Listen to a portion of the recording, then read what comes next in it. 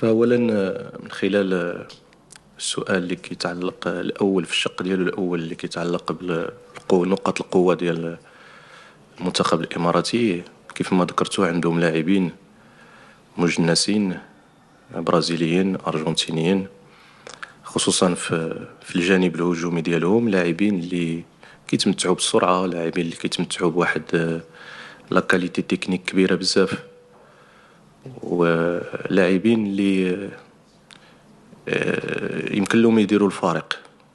احنا اكيد كناخذوا مره واحده اخرى بكل تواضع نقاط القوه ونقاط الضعف ديال الفريق الخصم، اكيد ناخذوا نقاط القوه بعين الاعتبار.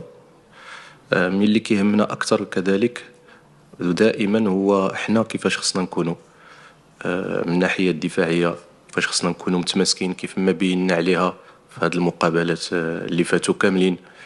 ان بلوك تري كومباكت تري سوليد تري اغريسيف،